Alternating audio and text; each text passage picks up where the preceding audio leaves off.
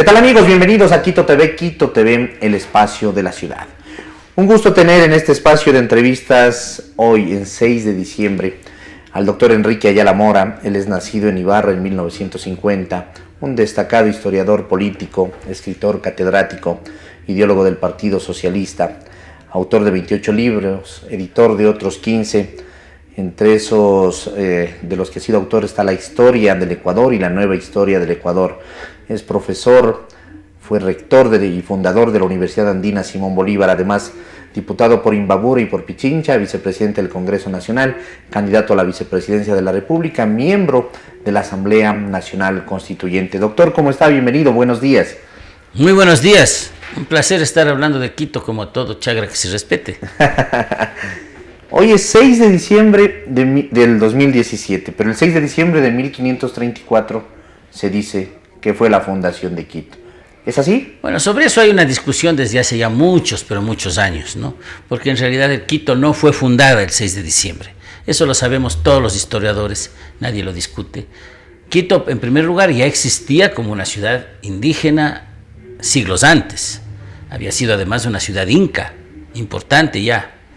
Pero los españoles solemnizaban la conquista con estos actos aparatosos de fundación.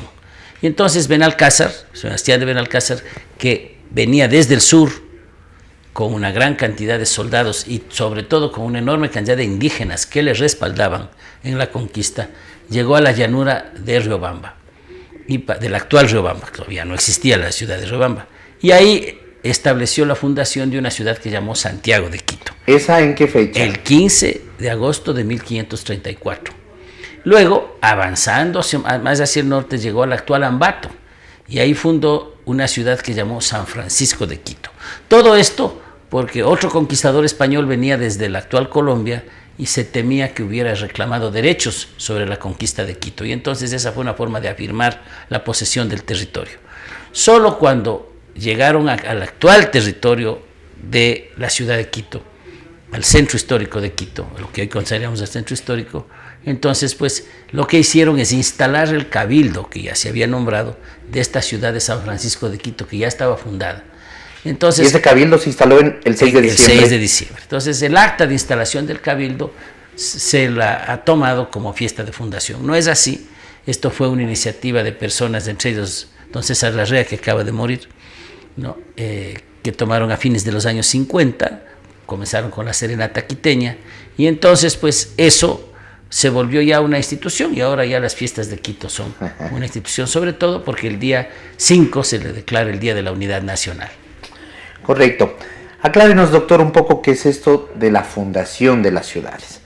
Porque indudablemente Quito existía y muchas personas, muchos televidentes seguramente están confundidos y pensaron que fundación era ese día se construyó una ciudad. Es una ciudad que ya existía.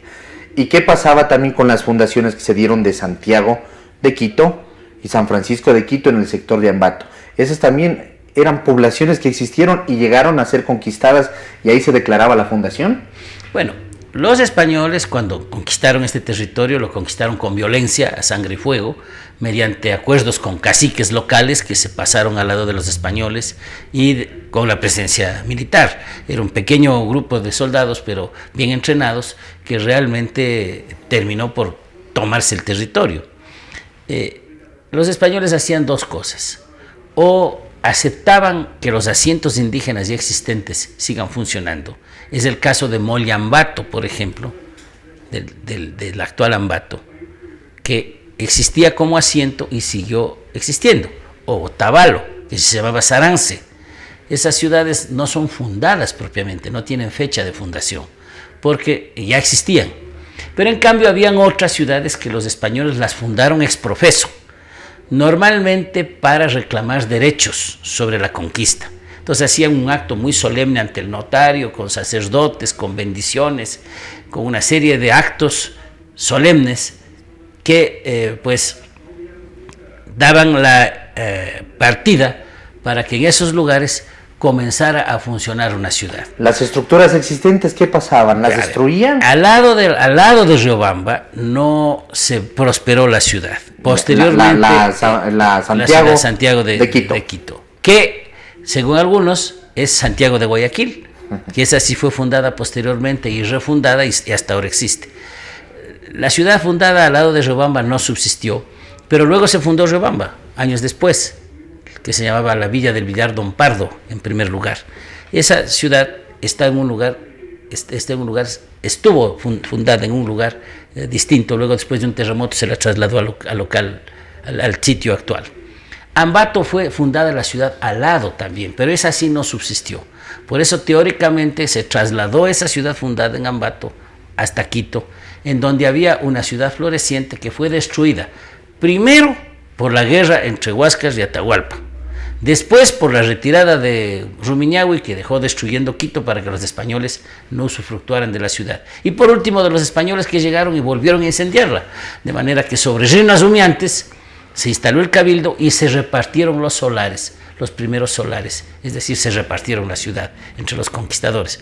No es un asunto que uno debería festejar, ¿no es cierto? Nosotros los historiadores lo hemos hecho notar siempre, pero esta fuerza de la tradición ha ido llevando a que pues Quito tenga esta fiesta y a la larga la gente ya un poco sin saber por qué, de todas maneras sabe que grita viva Quito y que festeja la ciudad, y de todas maneras es una buena causa, ¿no? Estar juntos en unidad nacional o homenajeando a nuestra capital.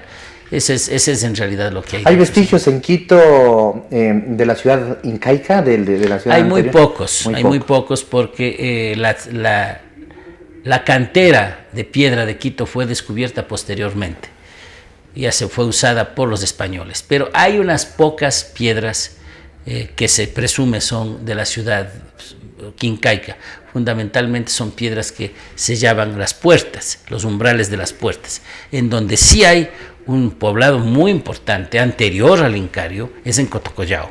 Ahora se está haciendo una prospección importante ahí. O sea, el sector que hoy llamamos Quito, el Gran Quito, ese sí estaba poblado por indígenas, y desde luego pues los españoles lo que hicieron es venir y en algunos casos quitarle las tierras del Inca, las tierras que eran del Estado, digamos, quitarle las tierras del Sol, que eran las tierras de los templos y de los sacerdotes, y las pasaron estas a la iglesia. Por eso es que la iglesia de San Francisco, por ejemplo, está construida sobre el templo mayor de Quito. Y eso no es una excepción. La iglesia principal de Caranqui está construida sobre el templo de Caranqui. Y ahí sí se ven las piedras, entre paréntesis, mucho más que aquí.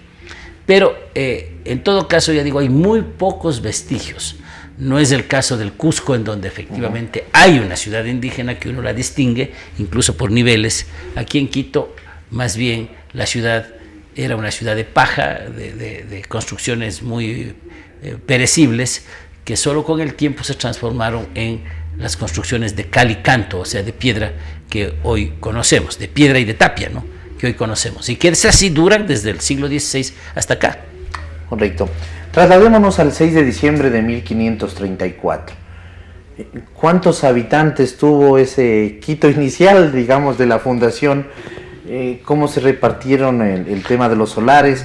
¿Había españoles, había indígenas? ¿Cómo era la composición de Quito? A ver, primero había el poblado indígena, que no sabemos cuántos habitantes tenía, ni cuántos habitantes quedaron en realidad, porque hubo un despoblamiento por las guerras y por la presencia, y luego por las enfermedades, porque los españoles trajeron enfermedades como la gripe, el cólera, las fiebres, que los indígenas no resistían porque no tenían anticuerpos, no se habían desarrollado, y entonces murieron muchos.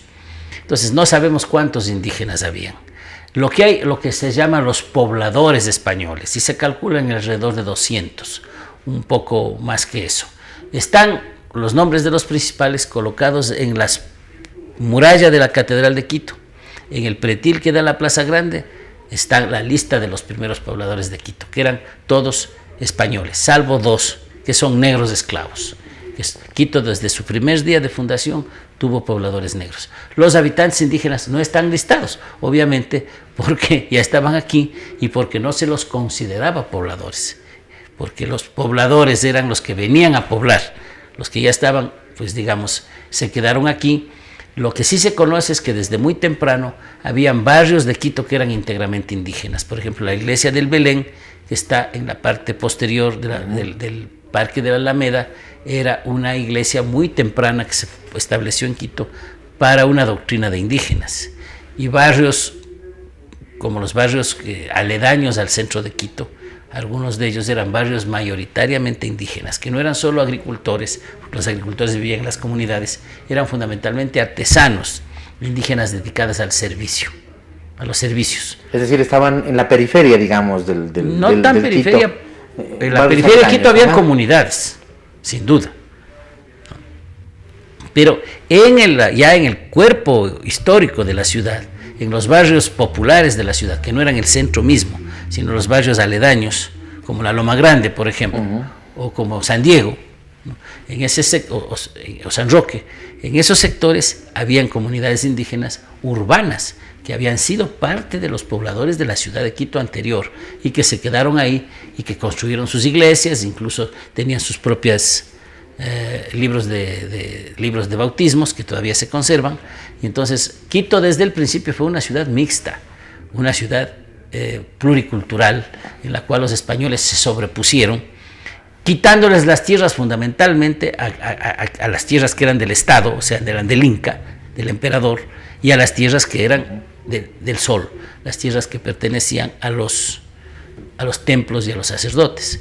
Poco a poco fueron quitando, arrebatando las tierras a los indígenas propiamente dichos. Eso tomó tiempo, porque al principio, pues como pactaron con los caciques, lo primero que pidieron los caciques es que respeten sus propiedades. Aún más, en el trazado de Quito, con el tiempo, no al inicio, con el tiempo, una década, 15 años después, ya comenzó también a reconocerse la posesión efectiva de indígenas.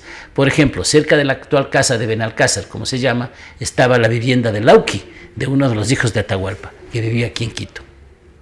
¿Cómo era la organización política inicial de ese Quito del 6 de diciembre de 1534? ¿Por qué se dice, eso no sé si esté comprobado o no, que Sebastián de Benalcázar fue el primer alcalde de Quito? Bueno, no fue así. Primero porque no se llamaban alcaldes. No, el cabildo tenía regidores.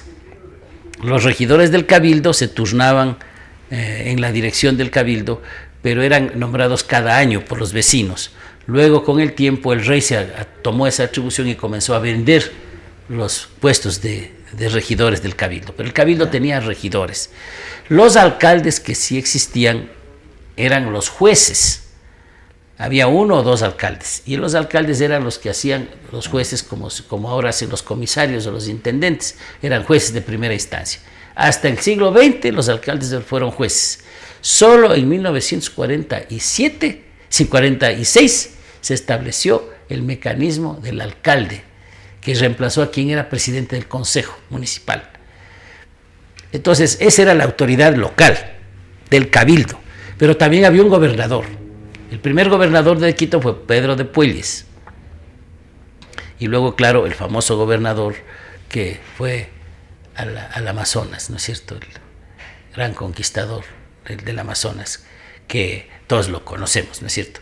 Que se alió precisamente con Orellana para llegar a tomar posesión simbólica, ¿no?, de ese gran río y saliendo por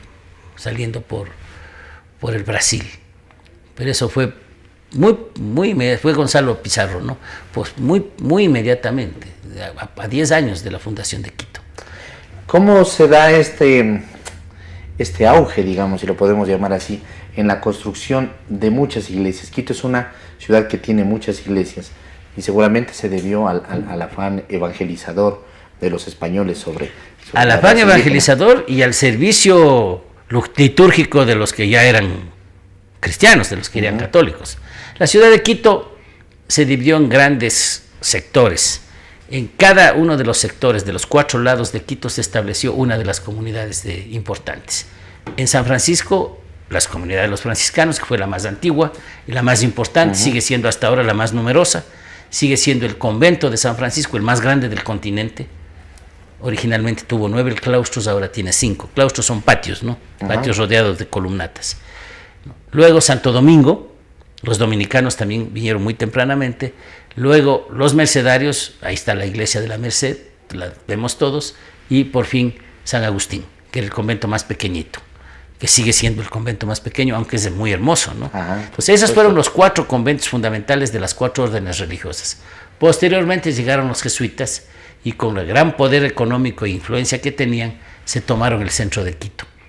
Lo que hoy es el Palacio Municipal Viejo, que queda frente a la Presidencia de la República, en la García Moreno, ahora está ahí la Biblioteca Municipal, ¿no es cierto?, y el museo, ahí era el Colegio San Luis de la Compañía de Jesús, luego funcionó ahí la Universidad de Santo Tomás de Aquino, y cuando los jesuitas fueron expulsados en el siglo XVIII por el rey Carlos III, eso tomó la audiencia y fundaron ahí la universidad que hoy se llama Universidad Central. Por eso es que ese edificio construyó la universidad y luego lo canjeó con el municipio a cambio de los terrenos en donde ahora funciona la Universidad Central en el norte de Quito. Bueno, en ese momento era el extremo norte. Es decir, las primeras iglesias fueron San Francisco, Santo Domingo, la de los Mercedarios y San Agustín. Bueno, la primera iglesia pequeña fue el Belén, como ya lo mencioné. Y luego, además de estas iglesias grandes de las grandes comunidades religiosas, habían las capillas que tenían los indígenas en cada barrio, algunas de las cuales eran muy antiguas. Al principio eran casas es decir, construcciones de tapia y paja, y paulatinamente fueron incluyéndose la piedra hasta una muestra de piedra que es una muestra mundial de calidad, que es la iglesia de la Compañía de Jesús. Las iglesias tardaron años en construirse. Algunas comenzaron el siglo XVI, pero la compañía comenzó el siglo XVII y duró casi un siglo su construcción. La calle García Moreno tiene 7 iglesias. Claro, se llama la calle de las 7 cruces, usted tiene razón. ¿Tiene algún significado en especial que en esa calle se empezaron a construir? Claro, era la calle principal de Quito. Pues. Entonces ahí se construyeron las iglesias, las que van desde la loma, pues, al norte hasta el borde de la quebrada de Jerusalén, que es la iglesia que fue la casa de Santa Marianita de Jesús y que ahora y que luego fue el convento de las Madres del Carmen, el Carmen Alto. Esa es la cruz que da inicio, ¿no?, a las 7 cruces. Pero obviamente las iglesias duraron mucho tiempo en construirse, no fueron hechas de una sola vez, y porque son grandes construcciones. Por eso es que algunas iglesias tienen varios estilos de influencia a lo largo del tiempo, porque fue cambiando los gustos y fue cambiándose también la iglesia. No es el caso de la compañía, entonces se mantuvo cierto criterio más o menos unificado. Por otra parte, no han durado las iglesias como eran en la colonia, ¿no? Por ejemplo, en el siglo XIX, unos reformadores italianos que trajo García Moreno a Santo Domingo prácticamente destruyeron la iglesia por su interior y el convento y la volvieron más sobria. Intentaron hacer una mezcla con un estilo gótico que realmente no correspondía a la tradición quiteña, y más bien le dañaron a la iglesia de Santo Domingo, que conserva, eso sí, una hermosa muestra del arte colonial, que es la Capilla del Rosario, ¿no?, la que está sobre el arco. Esa sí la mantuvieron barroca, pero el resto de la iglesia fueron haciendo una serie de cambios, y eso sucedió en las demás iglesias también, a tal punto que la pintura de la iglesia de San Agustín, por ejemplo, ya es del siglo XX, y que los cuadros que cuelgan, la mayoría de los cuadros que cuelgan en la iglesia de la Merced son pintados por don Luis Mideros ya en el siglo XX también. O sea, la gente tiene la idea de que el Quito colonial se mantuvo más o menos incambiado. No, ha ido evolucionando la ciudad, los gustos, y en algunos casos se han ido incorporando una serie de elementos que duran hasta ahora. Por ejemplo, la torre de la catedral, que no tiene nada que ver con el estilo de la catedral, fue añadida en el siglo XX, porque además las torres se caían con mucha frecuencia. Pongamos el caso, San Francisco tenía torres más altas, porque uno la ve desde adelante y la ve medio desproporcionada, porque la iglesia es masiva, claro, es más enorme, y las torres son más chiquitas. Lo que pasa es que ya se cayeron 2 veces las torres con los terremotos y esta vez tuvieron y prácticamente la cumbre, la pirámide que le dice, la última torre que tuvo problemas fue en el terremoto de marzo de 1987, que se cuarteó la torre principal, la única de San Agustín. La compañía tenía torre, se cayó 2 veces y ahora hay toda una discusión de que si se reconstruye la torre o no. Yo personalmente soy partidario de que no se le reconstruye, porque ya dañaría el ambiente, la armonía, claro, del centro histórico. Por eso es que hay toda una discusión, por ejemplo, sobre si se debió o no hacer esas plazas que hicieron botando casas y botando partes de las viejas construcciones coloniales o los adefesios que hicieron luego, como como el que había este edificio del registro civil en San Agustín. Yo personalmente era partidario de que eso se mantenga como un espacio más de tipo colonial. La hicieron una plaza y el problema es que al principio se ven hasta bonitas. A mí no me pareció bonita nunca, pero tienen, por ejemplo, elementos como hierro que no son... Claro, después ya son elementos intrusos. Sí, y sobre todo se rumbran. En muy poco tiempo se daña. En cambio, la piedra es noble, la piedra dura mucho tiempo. A veces se la mancha y hay que cuidarla, pero la piedra dura mucho más. Pero las barandas de hierro, o de peor aún de madera, o una enorme cantidad de cristales, aparte de que dañan la vista, no duran mucho, y entonces eso hay que tener en permanente mantenimiento. Pero yo no soy partidario de este tipo de restauraciones. Yo creo, por ejemplo, que lo que se hizo con San Francisco fue mucho mejor. San Francisco sí tiene una restauración bastante respetuosa del original. Y en la Plaza de San Francisco, ahora que se está construyendo el metro de Quito, hablaba en un anterior programa con el gerente Mauricio Anderson, me decía que se encontraron ciertos vestigios como unas cuevas, más que vestigios, cuevas, pero que no saben a qué corresponde, que no le dan un mayor significado, una mayor valoración. Bueno. ¿Puede ser algo de la ciudad incaica tal vez? Algo de... No creo. Las personas que conocen un poco y que se quejan, y con razón, que no les han dejado hacer la investigación por el apuro del trole, del metro, ¿no es cierto? Creen que son construcciones más bien de tipo colonial. Pero lo que pasa es que Quito está construido sobre túneles, Quito está construido sobre arcos, Quito está construido sobre grandes cloacas, porque la ciudad estaba atravesada desde el Pichincha hasta el Machángara por quebradas. Entonces esas quebradas se fueron rellenando en un caso, pero en otros casos no se podían rellenar porque bajaba el agua, y entonces lo que hicieron es taparlas, y esas quebradas tapadas tienen pues circulación de agua por debajo, y luego también quedó mucho hueco por la tierra que sacaron y por la misma topografía. Entonces Quito está lleno de túneles en esa parte, en el subsuelo, y además tiene una serie de construcciones de arcadas de cal y canto. La catedral, por ejemplo, uno dice, bueno, ¿por qué le harían de lado? Pues no, en todos los lugares del mundo la fachada de la catedral da hacia el frente a la plaza, pero en este caso la fachada da a la calle, y lo que se ve es la iglesia a lo largo. Ahora, ¿por qué lo hicieron así? Porque pasaba una enorme quebrada al filo cruzando lo que hoy es la iglesia del Sagrario. Entonces por eso hicieron la catedral en esa forma, y así se quedó. Y entonces en muchos casos hay que entender esta complicada, esto mismo que les trae problemas a los del metro, esta complicada topografía de Quito. Yo personalmente no era partidario que se construya esa estación. Yo creo que va de todas maneras a crear mucho problema con la trepidación de los trenes. Eso pasa en Roma, eso pasa en otras ciudades. Se pudo ponerle el metro para bajarse 5 cuadras más allá en la avenida 24 de Mayo y respetar el centro, porque de todas maneras este tráfico que va a generarse en San Francisco, para eso adquirieron una casa enorme, varios en la esquina, para que fuera la estación, ¿no? O sea, la estación va a quedar invisible con la plaza otra vez adoquinada, al menos eso sí queda claro. Pero de todas formas yo creo que el movimiento de gente y esa vibración que es mínima, que no se la siente, pero porque las casas son viejas, las casas son de construcción de tapia o de adobe o de chocoto o de bareque, y claro, esas construcciones al fin y al cabo no resisten. Tampoco el hormigón es muy bueno, porque el hormigón no es flexible. Así es. Con la vibración y el terremoto, el hormigón lo que hace es craquelar las construcciones, que se vuelven más rígidas, y entonces no es la mejor solución la que se optó. Ahora, sin embargo, el alcalde ya nos dice que está la mitad del metro concluida, ojalá sea cierto, y algún rato vamos a tener a San Francisco de estación. Entonces ya será una de las estaciones del metro, con una casa en la esquina ahí de la Sucre. Esa va a ser la entrada, digamos, Sucre de y la parada. García Moreno, perdón, de la Sucre y la Benalcázar, en donde hay parar el trole, es decir, el metro. ¿No? Así será.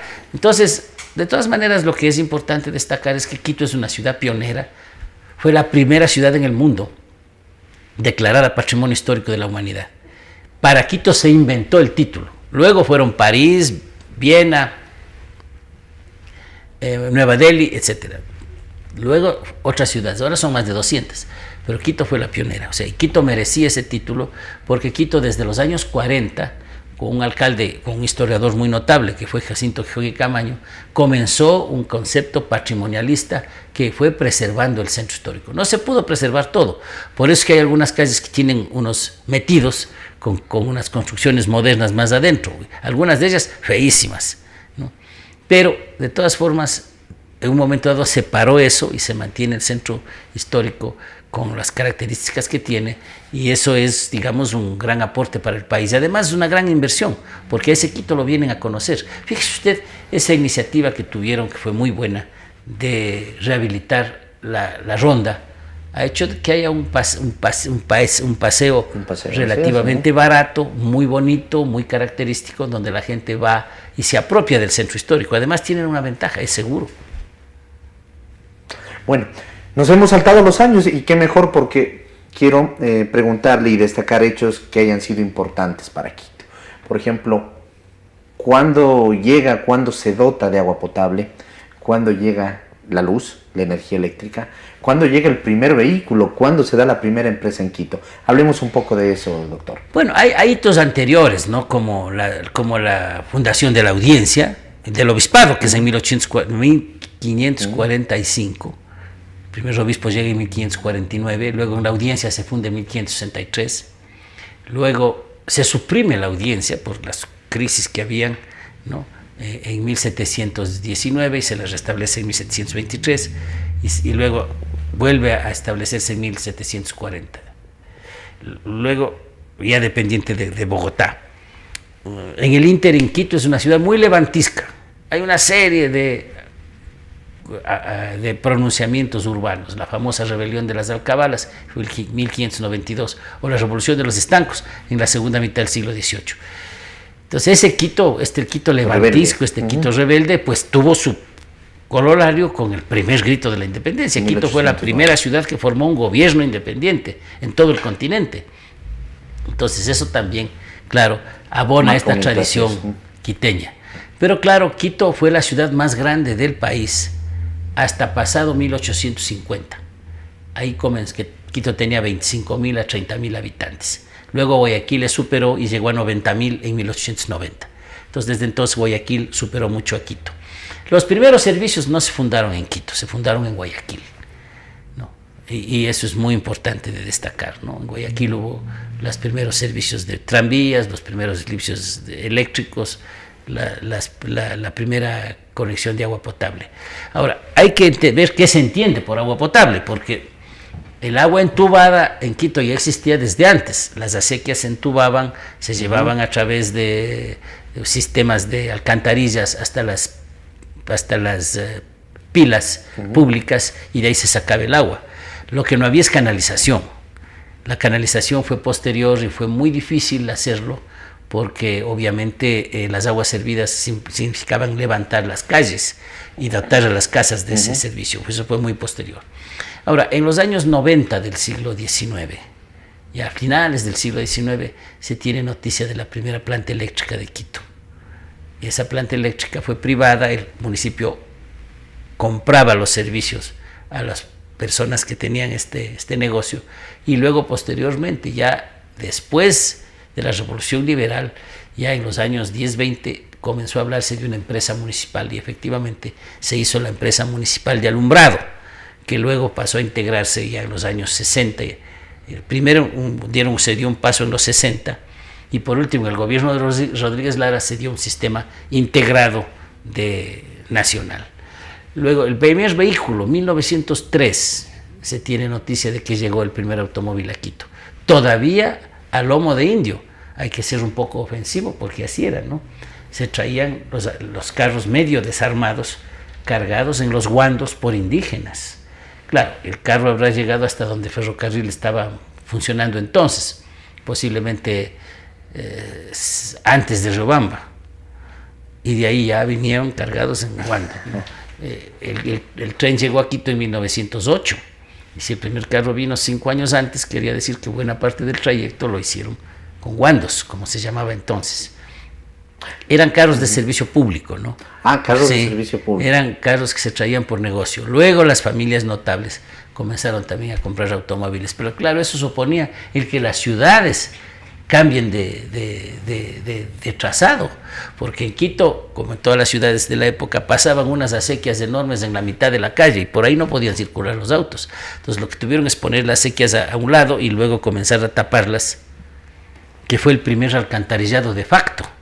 Que era un alcantarillado a nivel, digamos. Taparlas, era un poquito más bajo, ¿no? Porque para darle la caída, declive, la pendiente, para darle declive, tenían que calcular eso para que pudiera funcionar las aguas servidas.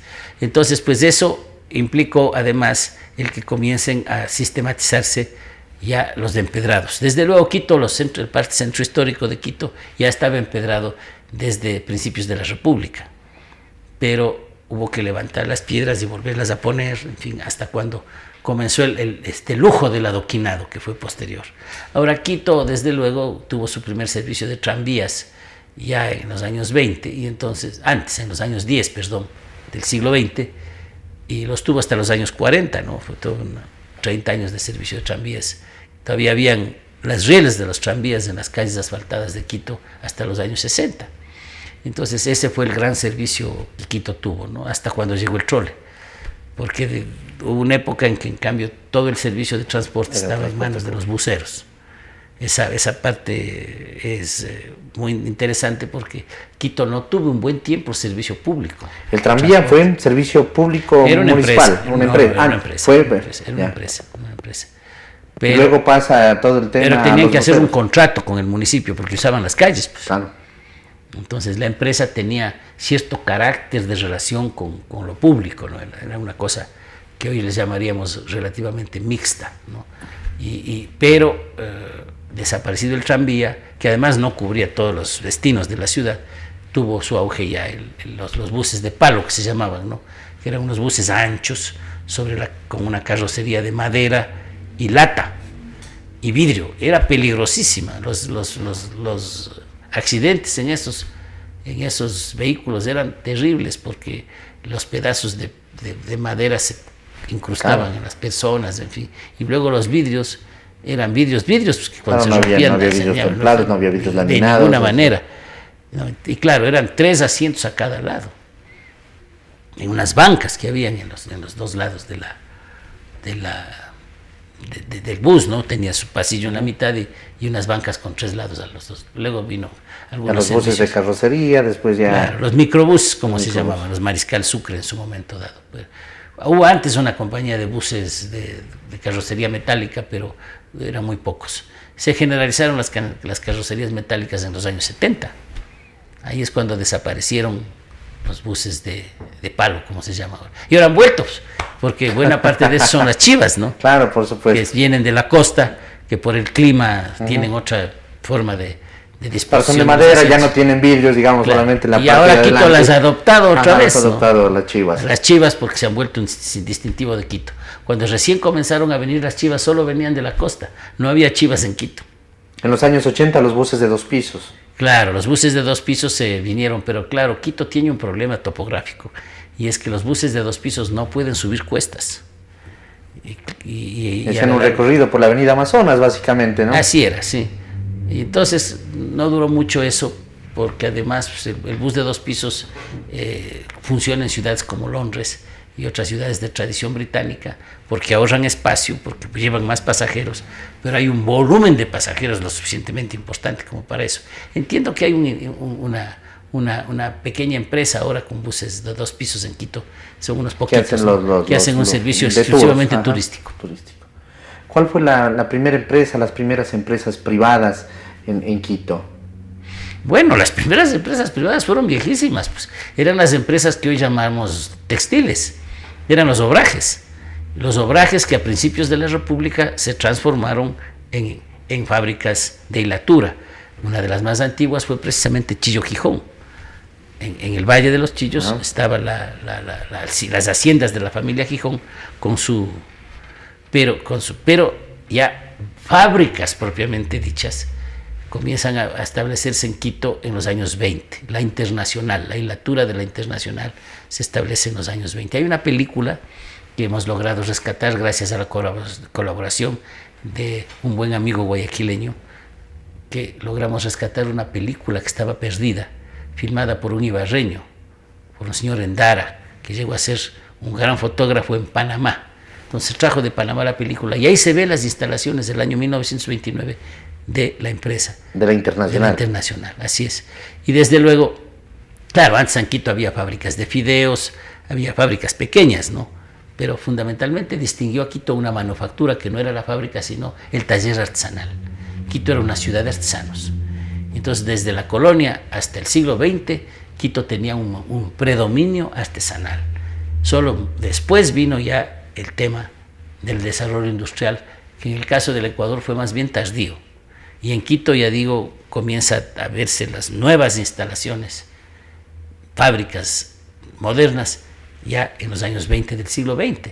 Antes lo que teníamos es una ciudad llena de artesanos, eso sí, una ciudad con una gran capacidad artesanal, no solamente de lo que hoy llamamos el arte colonial, pero el arte colonial era una artesanía rentable, ¿no?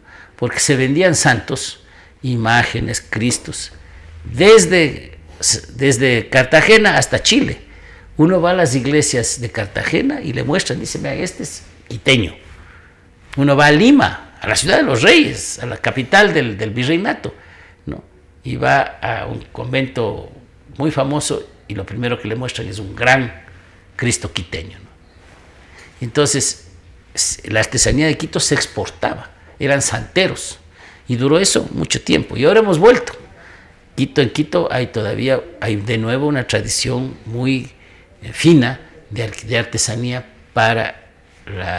fundamentalmente para el turismo, ¿no? Pero no solo había los santeros, había también una gran cantidad de sastres, la ropa se hacía a mano, Claro. desde luego, y joyeros, una gran cantidad de joyeros que tenían 6, 8 oficiales. Habían talleres de sastrería que tenían 20 personas. Eran unas microempresas, lo que llamamos claro, ahora. eran ya ni tan micros, porque eran 20 Claro. personas. En ese entonces un taller artesanal eran talleres grandes.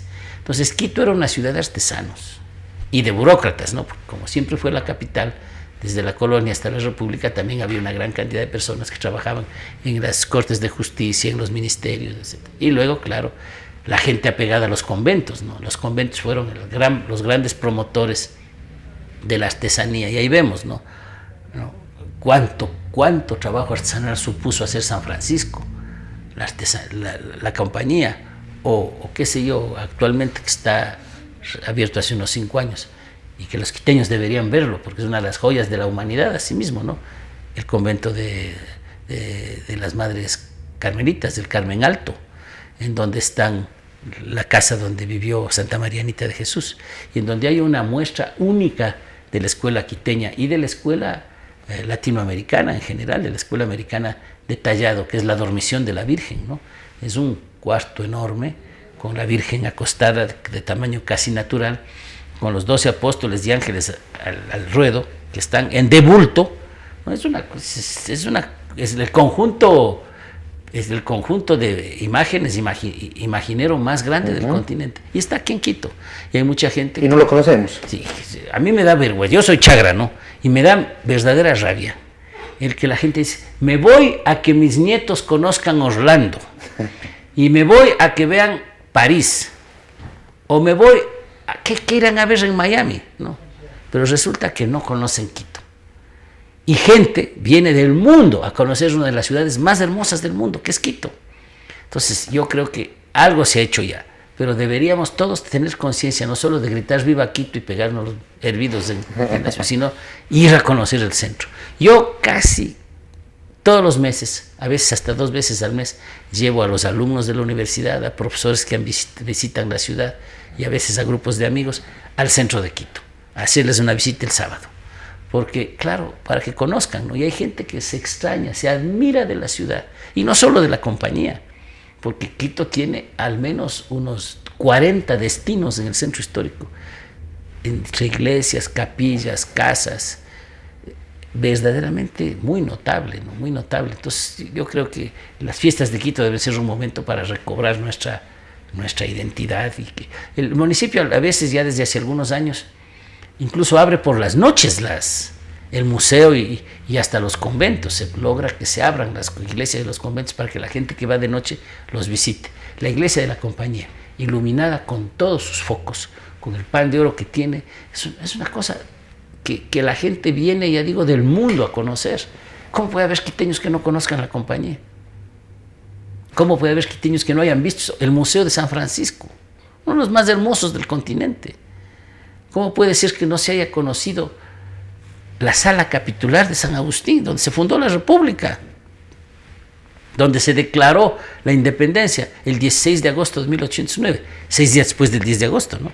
Entonces, todas estas cosas son muy importantes y yo creo que hay que impulsar a la gente que conozca su ciudad, que la ame, y que en ese sentido pues los quiteños tienen que apropiarse de este gran legado que es la ciudad de Quito. Hablemos en esos años la actividad financiera, cómo era de Quito, cuándo aparecen los primeros bancos, las primeras entidades que funcionan como bancos. Bueno, en Quito desde la colonia hubo un sistema financiero manejado por la iglesia, que era los censos y las capellanías. Y había también chulqueros, ¿no?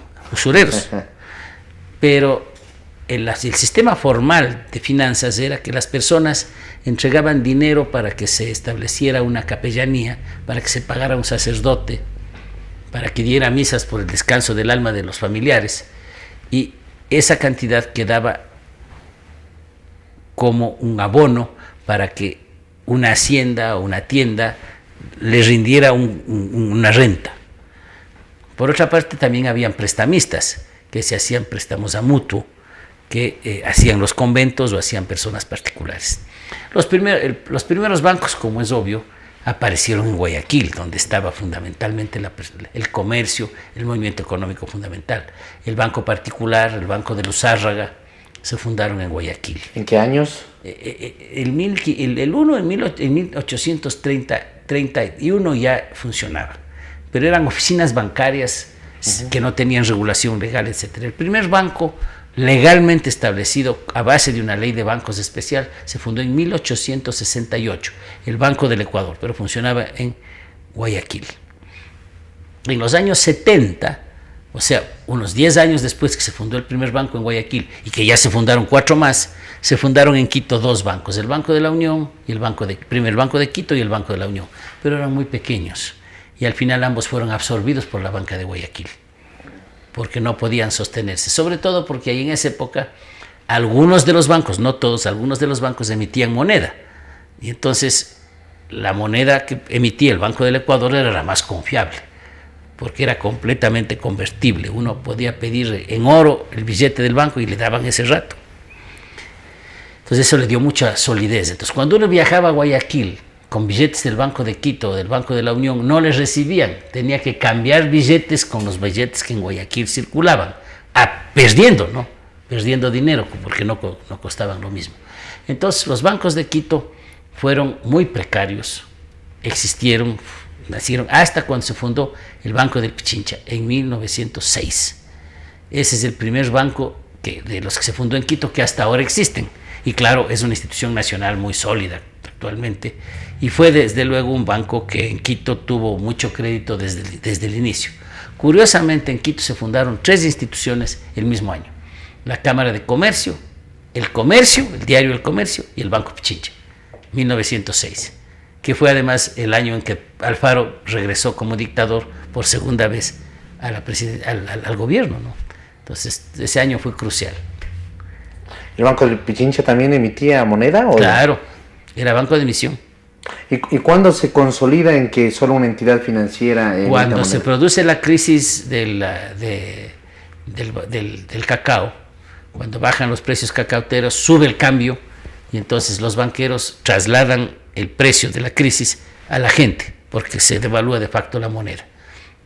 Entonces, lo que en un momento dado costaba $2, un dólar costaba 2 sucres, pasó a costar 4 sucres, o sea, se devaluó a la mitad de la moneda. Entonces vino la Revolución Juliana y la Revolución Juliana intervino la banca Incluso quebró el Banco Comercial y Agrícola, el banco que en ese era por el más grande del país. Y el Banco del Ecuador sí subsistió. Y entonces se creó el Banco Central en la ciudad de Quito en 1927. Y el Banco Central era un banco de emisión. Entonces ya se prohibió que se emitan billetes por parte de los otros bancos y el Banco Central, que comenzó a funcionar frente a la Compañía de Jesús. Ese edificio había sido construido por el Banco Pichincha, un edificio de piedra impresionante que está en la calle Sucre y García Moreno. Ese construido por el Banco Pichincha, pero el Banco Pichincha le vendió al Banco Central cuando el Banco Central inició sus labores. Y desde ahí, yo conocí ahí el Banco Central, ahí funcionaba el Banco Central, hasta cuando se construyó el edificio que está ahora pero ya no es el Banco Central, pues, porque ahora entiendo que está dedicado a otro destino, porque el banco pasó a este maravilloso sitio típico de la economía y el gusto correísta, ¿no? Este adefesio del norte, que cuesta tanta plata que se inunda cada vez y cuando. Pero ahora, lo que fue el antiguo Banco Central, es ahora el Museo Numismático del Banco Central. Entonces ahí se puede encontrar la colección de monedas del Banco Central. Entonces el Banco Central sigue, digamos, presente en su lugar de origen, que es en el lugar de la García Moreno, en donde se fundó, donde comenzó a funcionar después de fundado, frente a la compañía. Las fiestas tradicionales de Quito, las que ahora conocemos, inician con la serenata quiteña 1959-1960 con César Larrea, el dúo Benítez Valencia que compuso el Chuya Quiteño, de lo que tengo entendido, a más de un sinnúmero de otras canciones, pasacalles, que los escuchamos hasta estos días. Antes de eso, ¿había algún festejo de fiestas? Claro, primero, en Quito, los quiteños fiesteros desde el inicio. Fiesteros y revolucionarios. En 1555, 11 años después de fundada la ciudad, ya se supo que había toros en Quito. O sea, la fiesta de Quito eran los toros, como todavía sigue siendo en algunos pueblos. Si no hay toros, no hay fiestas. En 1555 ya había toros. Se trajeron los primeros toros y me imagino que habrán lidiado a esos, porque ya se tiene la noticia de que... No había indudablemente lo que conocemos como plaza. No, pues se toreaban en la Plaza Grande. Eso hasta 2 siglos después. Incluso hubo una pelea horrorosa entre el obispo y los seminaristas, porque el obispo, un obispo quiteño muy observante, les prohibió ir a los seminaristas a la corrida de toros y le hicieron una especie de huelga, porque las corridas de toros eran al ruedo de la Plaza Grande. Ahí se construían unos tenderetes de madera, como es todavía en los pueblos, claro, ¿no? Y ahí se lidiaban los toros. Obviamente eran toros de pueblo, no como los hoy conocemos, en que salían los espontáneos a lidiar un toro que además no se mataba. Después comenzó a venir la tradición española, ya en el siglo XVIII, la tradición española de los toros, pero solo en el siglo XX se perfecciona ya las corridas de toros en la Plaza Arenas. La Plaza Arenas, que luego terminó siendo un conjunto de cachinerías en la calle Vargas, no fue la plaza, luego fue la Belmonte. Y entonces, en el año 60, si no me equivoco, justamente en el marco de las nuevas fiestas de Quito, se construyó la Plaza de Toros monumental, que se llama, de Quito. Y de veras es monumental. Para los tamaños que uno ve en España, por ejemplo, esta plaza es más grande, alcanzan 15,000 personas. Pero las fiestas de Quito eran las fiestas del 24 de mayo y del 10 de agosto. Esas eran las fiestas de Quito. Y es lógico, pues. ¿Cuándo es la fiesta de Ibarra? En la fundación de Ibarra y en el retorno. ¿Cuándo es la fiesta de Guayaquil? ¿No? En la independencia de Guayaquil, el 9 de octubre. ¿Cuándo es la fiesta de Cuenca? El 3 de noviembre, la fiesta de independencia de Cuenca. Entonces, la fiesta de independencia de Quito era el 10 de agosto. ¿Pero qué resultaba? Que el 10 de agosto era un día muy politizado, porque se inauguraba el Congreso. Y entonces el Congreso se abría el 10 de agosto y todo el mundo estaba pendiente de quién sale electo presidente, de si va a haber interpelaciones, si el presidente de la República va o no va, etcétera. Y entonces siempre era conflictivo. Por otro lado, los alumnos de los colegios no estaban ya, entonces no había con quién hacer los desfiles. Entonces ya el 10 de agosto no era una buena fecha. ¿El 24 de mayo? En cuanto al 24 de mayo, los militares se tomaban con la parada militar por una parte, y por otro lado era más una fiesta del conjunto del país. Más cívica. Por eso los quiteños quisieron tener una fiesta propia y se inventaron esto de la serenata quiteña, que fue realmente el origen de las fiestas de Quito. En 1959 cuando en la Radio Quito organizaron con el dúo Benítez y Valencia, que ya tocaba para la radio las canciones del alma por décadas anteriores. El dúo Benítez y Valencia desde los 40 cantaba en vivo en la Radio Quito determinados días, y entonces resolvieron que salían con el programa a la calle. Y lo primero que hicieron es darles un sereno a las autoridades, al presidente de la República, que era Camilo Ponce, y al alcalde de Quito, etc. Entonces, estas fiestas comienzan a tomar cuerpo, digamos, en ese momento. El primer año solo fue la serenata, el siguiente año ya bailaron en las calles, y al tercero ya trajeron bandas de las provincias, de las ciudades que venían a colaborar, y se inauguró ya el desfile de la Unidad Nacional, en que desfilaban 5 las delegaciones. Y claro, también se pensó en los toros, en hacer la fiesta de los toros. Una de las razones para hacer en diciembre era que en diciembre en España no hay toros, porque hace mucho frío. Entonces, parte de la agenda de Entonces, claro, toreros. Los toreros venían a hacerse en América, a la fiesta del Señor de los Cristales y a la fiesta del Señor de los Remedios, en Colombia y en el Perú, en Lima. Y entonces, esta fiesta quedaba en la mitad. Y por eso es que se estableció la fiesta de Quito, también por razones de los toros. Y entonces se organizaron las corridas de toros. Vino algún momento el cordobés, el Viti, los toreros más importantes del mundo. Desde luego también había venido Manolete, ¿no?, a la Plaza Arenas. Y entonces, con esta idea de que en esa época los toreros españoles están más disponibles, entonces se estableció la fiesta. Y para eso, obviamente, fueron a consultar con el padre Fernández en San Francisco de qué hacen para que se haga el proceso completo, ¿no? Porque los toreros siempre les rezan a un santo, hay una serie de tradiciones ahí. Entonces el padre Fernández les dijo, no, pues aquí tenemos el preciso. Y sacaron de la bodega un santo que no salía nunca en procesiones, que estaba ahí guardado desde hacía años, que era el Señor del Gran Poder. Y lo pusieron en una capilla lateral de San Francisco para que los toreros vayan a hacer la ceremonia antes de ir a la corrida. Con el tiempo, el convento de San Francisco donaba el trofeo de la fiesta del Señor del Gran Poder. Pero resulta que, claro, nadie planificó esto. Los que nunca iban a los toros, ni les interesaba, los pobres de Quito, le vieron la imagen del Cristo golpeado, sufrido, se identificaron con él y comenzaron a pagarle misas sin que los franciscanos hicieran ningún esfuerzo en ese sentido. Comenzó a salir la cosa y efectivamente a estas alturas ya, a pocos años, ya se había instalado también el culto del Señor del Gran Poder, que era aparte de las fiestas, todo el año. Entonces ya no lo volvieron a guardar nunca en la bodega, sino que lo pusieron en la capilla lateral y luego lo pasan, pues entiendo que los días viernes, al altar mayor, y ahí se celebra toda la festividad de Jesús del Gran Poder. Entonces, de las fiestas de Quito salió el invento de una tradición, que es Jesús del Gran Poder. Ahora ya no tenemos toros, pero... Ya no hay toros, pero sigue la procesión, sigue Jesús del Gran Poder, siguen los cucuruchos. De todas maneras, se inventó una tradición que queda, porque las tradiciones se inventan. No es que la gente, por ejemplo, dice, unas viejitas dicen, mi abuelita me traía al Jesús del Gran Poder. No era cierto, pues Jesús del Gran Poder comienza en los 60, no antes.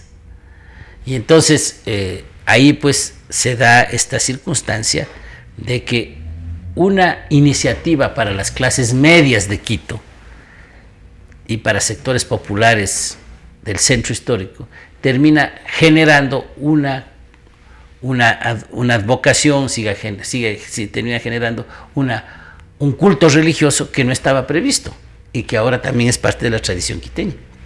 Así es.